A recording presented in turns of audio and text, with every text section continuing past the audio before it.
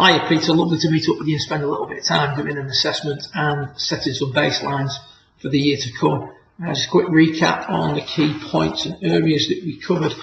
First of all, in regards to the putting, we wanted to achieve a couple of things. First of all, we wanted to create a little bit more room between you and the putter at setup. You can see at the start of your session your hands very, very close to the thigh, whereas later in the session the hands were a little bit further away, hanging more beneath your shoulders rather than in sort of inside your shoulder line, if you will. So here we've got the arms hanging a little bit more naturally beneath the shoulders, and what we're also trying to do is create a little bit less angle between the shaft of the putter and the forearm. So you can see you've achieved that pretty well. And then what we've said, and we related this to your full game, what was happening with your stroke at the start of the session, it was going back outside the line and shut, and then it was opening up quite dramatically on the way through. And what we wanted to create, with the handle being a little bit higher, if you will, shaft in line with the forearm more, we wanted to create a stroke that was on a gentle arc. So it was going to arc gently on the inside on the way back, before then arcing back on the inside on the way through. Once you got this sort of stroke going, you were holding more putts, and more importantly, you're just concentrating on the pace of the putt then, and how solid you strike the ball. So we noticed that most of the strikes at the start of the session were either centre or toe related, and towards the end of your session they were much more out of the centre. So hands a little bit further away from the body, trying to feel like the shaft is lining up with the right forearm. Once you've done that, you want to try and create a slight arc on the putter rather than manipulate the putter straight back and straight through. So we don't want a severe arc, but we do want a slight arc for successful putting. Onto the long game. First protocol was your concern about the irons off the tee. What we did was we got you to hit an iron off a tee peg, which is on the top right, and an iron off the ground, which is on the bottom right. Now your main concern was that you hit your irons off the ground really well, and you're happy with your progress with that. Off the tee you were sort of picking the ball off.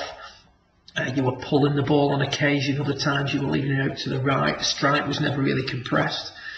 We can see the difference between the two is the amount of height you've gained coming through with your iron. So if you take a look at the position of your head in relation to the ping sign, when the ball's on the ground, you go into the ground as you change direction in order to go finding the golf ball. When the ball's on the tee peg, you tend to push up and extend a little bit too fast. So what we get is we get a player who is gaining height, the butt of the club is raising when viewed from down the line, and the location of the handle is not as far forward. So we've got the weight forward and the handle forward on the bottom right, and on the top right we've got the handle forward and the weight forward, but not to the same degree. So again, what we did was we spent some time working on the drill that we're going to look at here in the centre for your driver. And we did a little bit of this with irons as well, where we swing to the top, stop for a count of 3, and then swing down and hit the golf ball. Now the beauty of this drill is it starts to encourage a nice sequencing of moves, and it also short term helps you highlight where the sequence is breaking down. So what we were seeing with your irons was that we weren't going into the ground as we changed direction.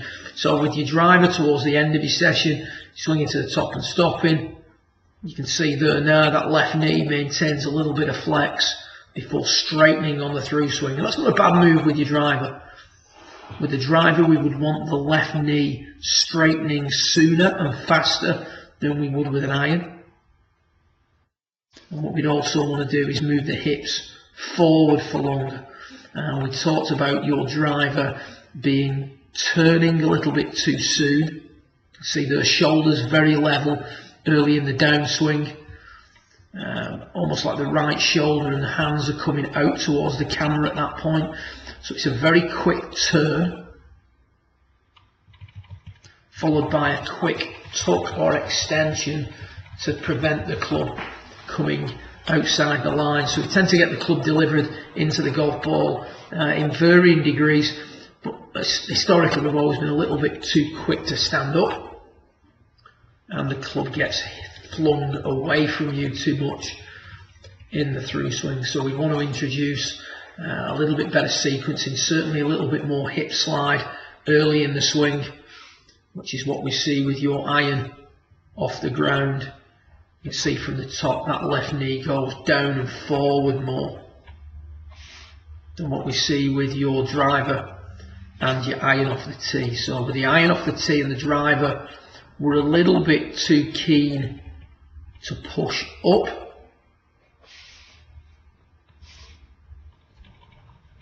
See the difference in the condition of the left knee in those three swings. So a little bit of work on your sequencing. If you can spend some time working on the drill where you swing to the top and stop, count to 3, and then start down, just to familiarise yourself with the feel that you're after. And as I said during your assessment, what I want you to do really this year is get out there and play more golf. If we're going to get down to single figures, we want to be focusing quite heavily on the short game, the putting, in particular the wedge play.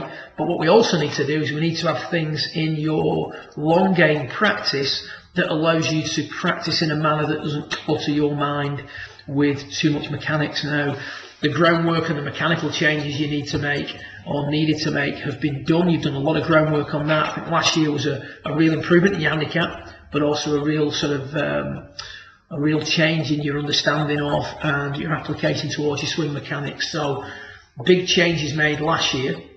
This year we're going to be working a lot more on your sequencing and things that are going to help you play better golf rather than just swing the club better. So good luck with it, and I look forward to speaking with you in the coming weeks.